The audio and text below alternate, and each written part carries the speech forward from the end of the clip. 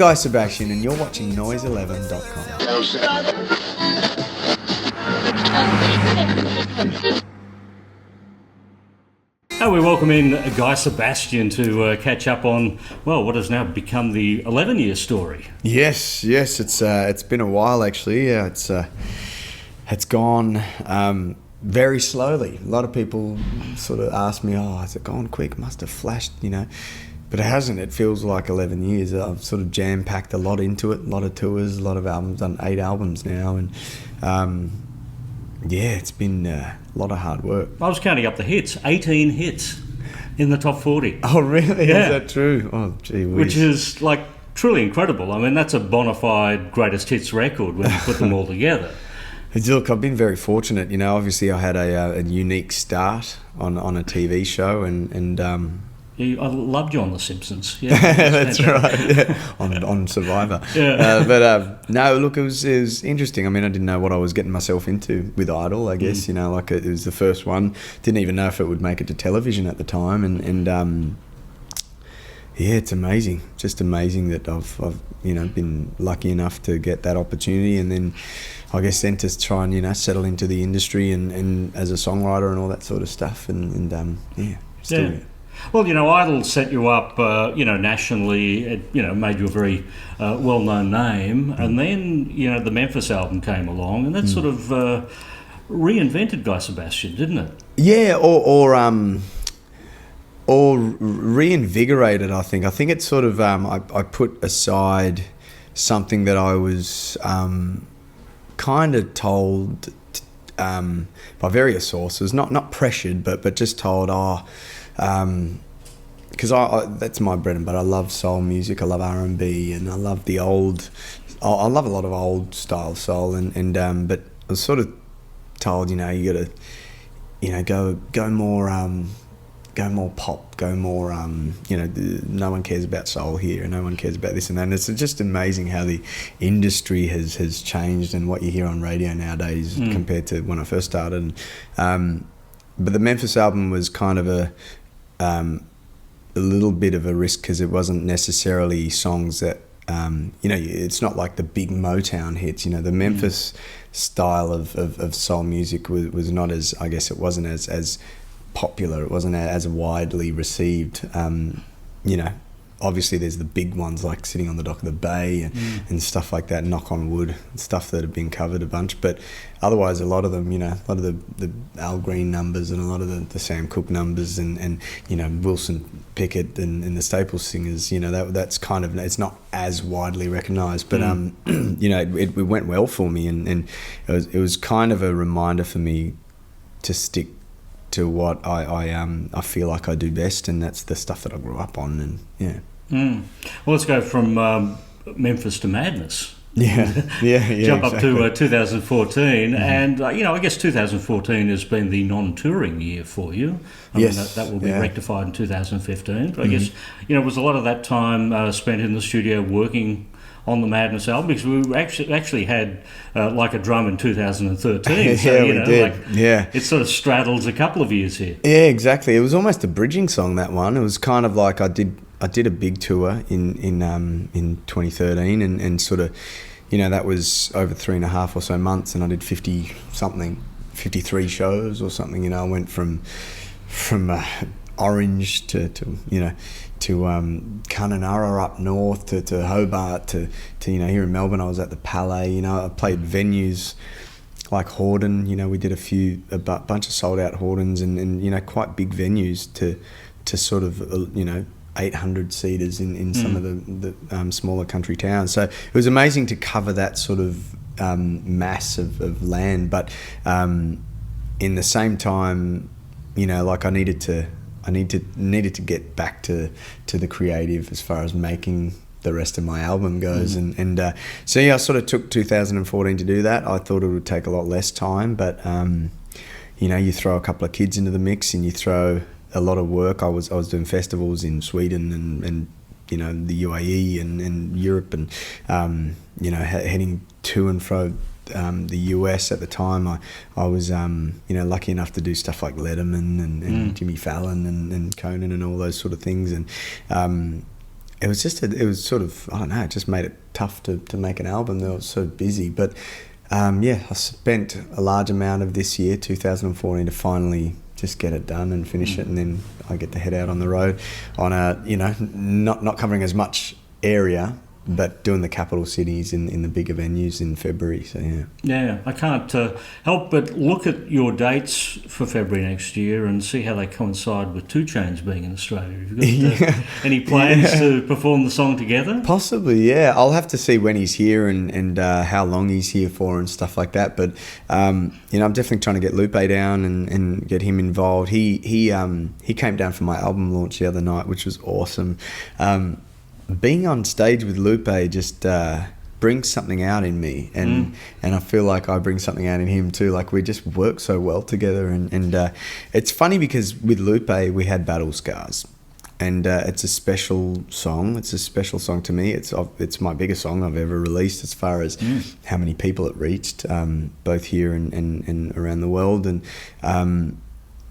when you create something that's special, you've got to be very careful how you follow that up if you're going to work together again. And I rang Lupe, and I had this song called Linger on the album, and I basically, to me, it was sort of, I wrote it, when I originally wrote the song, I wrote it on I bought this new guitar for less than $100 at Guitar Center. I wanted a little writing guitar that I could travel with, and it was cheap, so I didn't care if it got beaten around a bit, and it was 90-something bucks. It was like a Yamaha guitar Lely, so it's just a normal 6-string guitar tuned in A, and I started playing this little progression, this little A minor to, what is it, A minor to E minor to D or something, anyway, A minor to C to E minor, there we go, and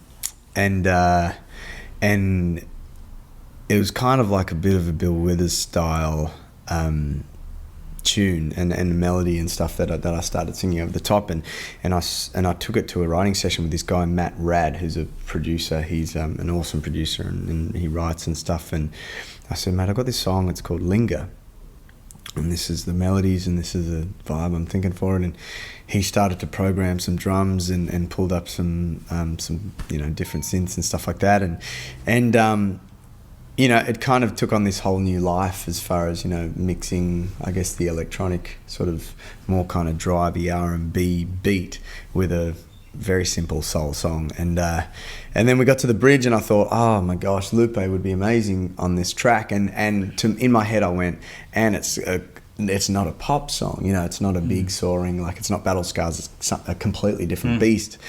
And I don't think it'll ever be a single, because it's just a real kind of cruisy, groovy song. Lupe came in, put his rap down.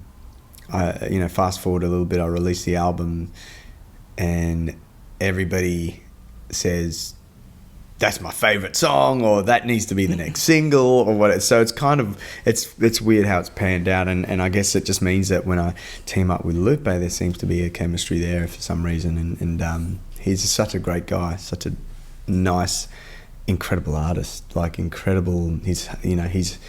His heart's in the right place when it comes to his art. He's so deep with how deep he digs with his art and his thought process. And it possibly could be the next single, I think, maybe, a song called Linger. So, yeah. Well, another song that really stood out to me was One of Us. Which, to me, I could hear Tom Jones singing that, or Shirley Bassey singing that song. It was such a different sound for you. Yeah, well, that's another result of buying new equipment. I went onto Craigslist in America and bought a Whirly. I had a Whirly that busted, and so I couldn't fix it for some reason, and so I got rid of it and got this new Whirly. And I built a vocal booth in my studio in LA. It was a pretty ghetto vocal booth, but it was big enough to accommodate vocalists, and also to throw my Whirly in there so that late at night I wouldn't disrupt my neighbours, but I'd close the door and I could still write in there and crank my Whirly. So the first time, it sounded very dodgy. Just cranking my Whirly in my private room. Yeah. And in text, that's why it's going to look amazing. Yes, exactly. So I remember the first time I'd finally built, spent all day putting this booth together, and put the Wurlitzer in there and started playing, and that was the first thing that I played. Literally, I just started playing this song and wrote the song in about half an hour. I wish every song happened like that, but One of Us, that'd have to I think that's my third favourite on the album. But probably my favourite, to be one of my favourites to sing, actually, because it just takes me back to the stuff I grew up listening to, just a big soulful 6/8 ballad. Yeah, because you've got to go through that difficult choice soon of choosing what will go in the set list. And of course, not everything can go in the set list. Not everything. Probably got some hard choices. Yeah, probably most of this new album will go in, but then obviously I'll have to choose some of the past singles that I've released, and obviously Battle Scars and things like that will be in the set list, and there's a bunch of things that I'd probably love to throw in, but obviously some things will have to miss out, Interesting times for the set list. Another interesting track, Light and Shade, which is with Sage the Gemini, yes, who had his own success earlier on this year in the US. It's an interesting choice for you to be working with. I love Sage's voice. It's a funny thing to say that about a rapper, to say, I love his voice, But Sage, when you listen to Sage the Gemini on this track, the track itself, the production, the lo-fi nature of the beat, and the soulful nature of the chords, when you hear Sage, who has this really rich, he's got this rich tone to his voice.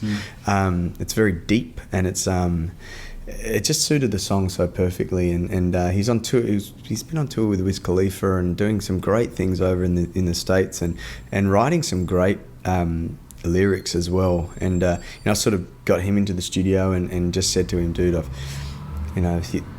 this song, it's called Light and Shade. It's pretty much just about I guess losing focus in life and losing. Not stopping to smell the roses and getting lost in social media and keeping up with the Joneses and being on your phone all day and not putting your kids first. And that was all the things that I wrote the song about, but obviously left the verses open for Sage to do his thing. So the rap that he did was so specific to the brief that I gave him. And I usually don't like giving briefs. I never gave Lupe a brief or anything, but with this particular song, I wanted to make sure that it was heading towards what I was feeling, and so he did such an incredible job. The pre-chorus, he says, he said it in the first verse, and I was like, bro, we've got to make the pre-choruses the same both times, because I love that pre-chorus and I want to repeat it. I want to hear it again. He says, we are the newest trend's most wanted, but I am my kid's most wanted. The devil is a salesman, I don't want it. The devil is a salesman, I don't want it. And it's just such a powerful line, as in to say, it was actually right around the time when the new iPhone 6 was being launched. And, with all the Apple marketing that's, you must have it, must have this, and you must have that. And just with consumerism and things that people get so obsessed about it. I went to the Apple store the day that we were recording. I went to the Grove in LA, which is like a mall. And there was people lining up for kilometers or miles, and I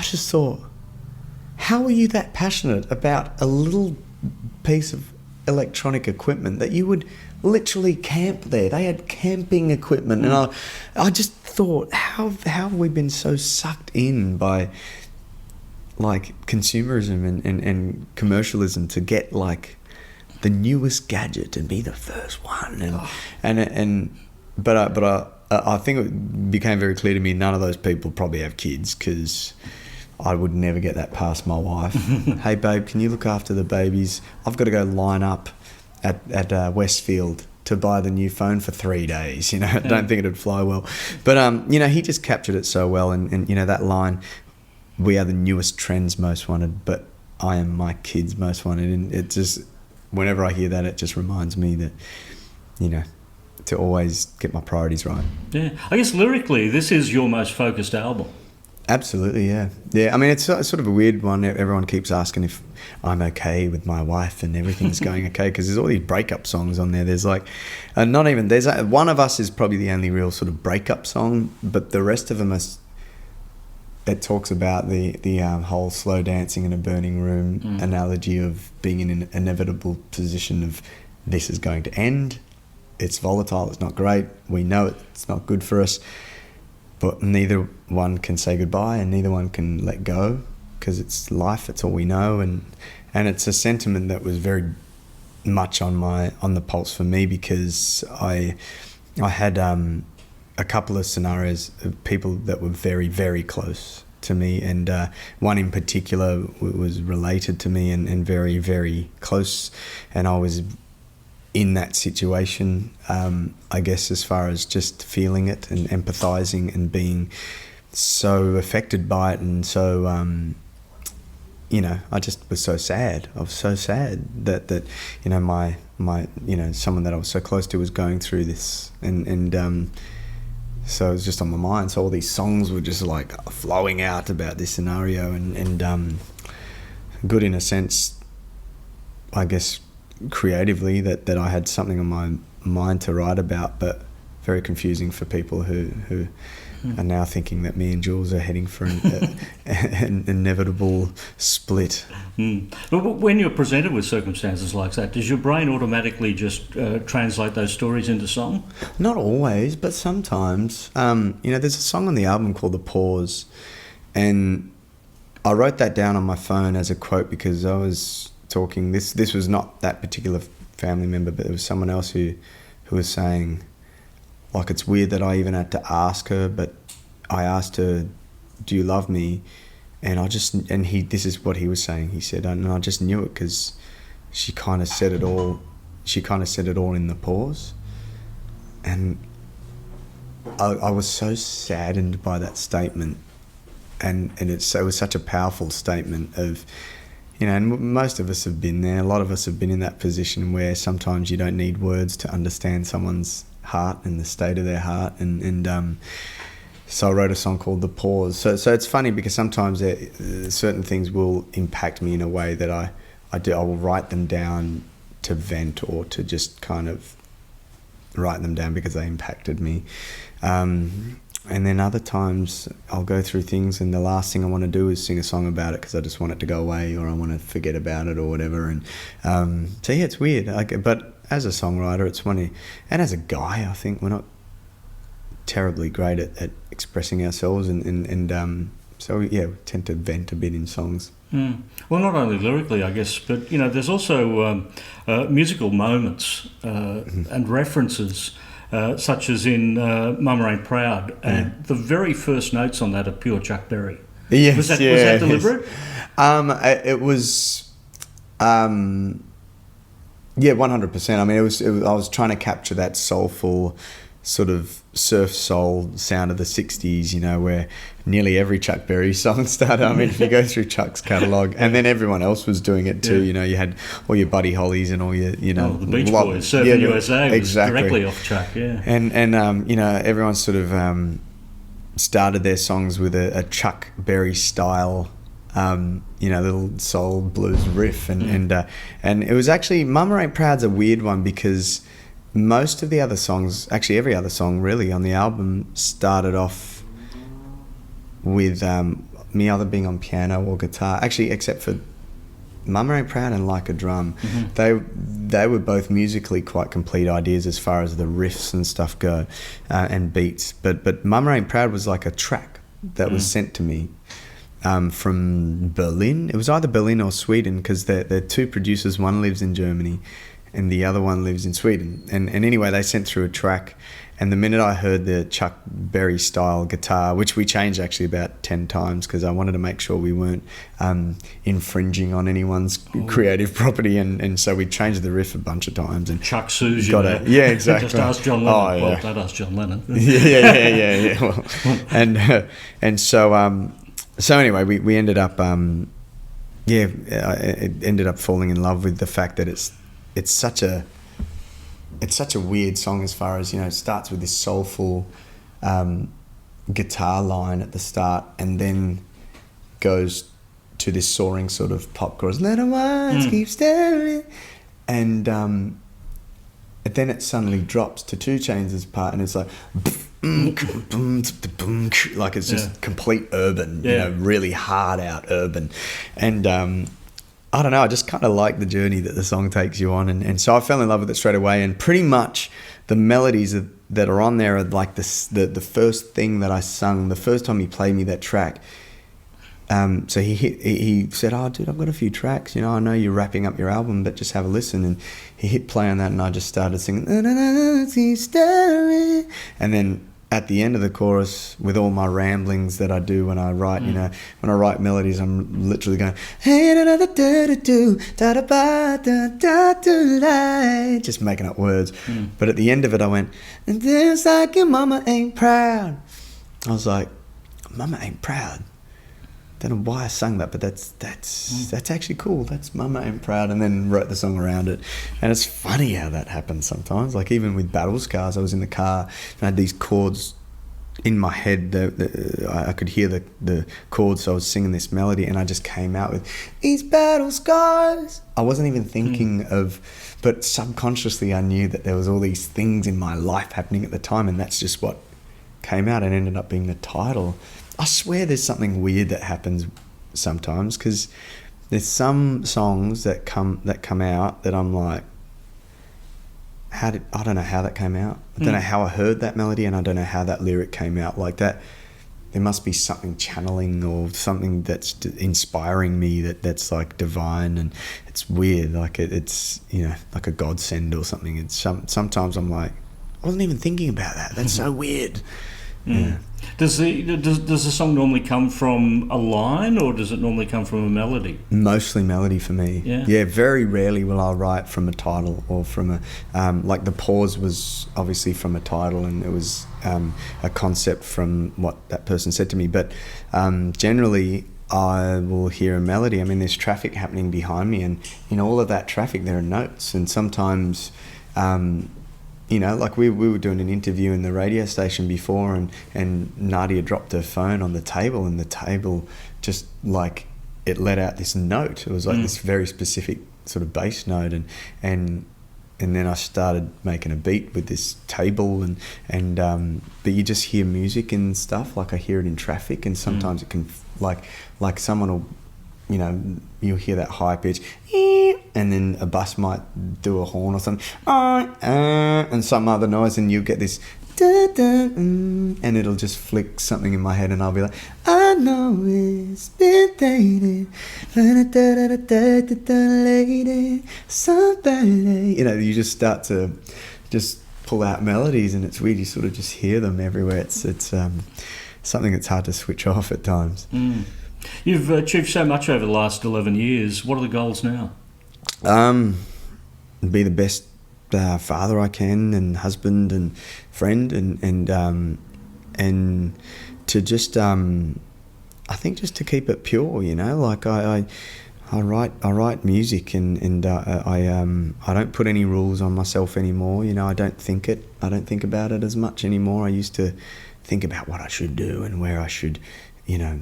Like, does it sound current, or does it sound, you know, I think I'm just going to keep writing music and see where it takes me. I didn't have to do anything for Battle Scars to you know, that sold over 1 million in the US. It sold like 1.5 million or something. I never sat down and did a radio interview or anything with Lupe. Never. I went there, we did, you know, some TV shows, but that was it. It sort of just organically happened. In a perfect world, I would write those songs all the time and never have to, you know, leave, you know, the beach or whatever in Sydney, or you know, like look, we'll see. I'm just going to keep doing what I love doing, and I love doing TV work. I was a judge on the X Factor for a few years, and out of that, you know, like I was lucky enough to mentor Reese Maston, you know, young rock singer, Samantha Jade, who's just about to wrap up her album, and Nathaniel, who's just killing it, like releasing such hooky, soulful pop songs. Who else? Like heaps of people. Like just to be involved in other people's career on that level, and just to do a bit of banter on telly. Like I loved it. I had so much fun. So at some stage, I would love to keep doing some TV stuff. But right now, all I can think about is just touring this album. I guess that's the next step, is bringing, I guess the fruition of the last 2 years to a stage, and give it a visual representation as well. Would you do another project like the Memphis album? Absolutely, yeah, absolutely. I just haven't touched it. I haven't sort of done another Memphis style thing.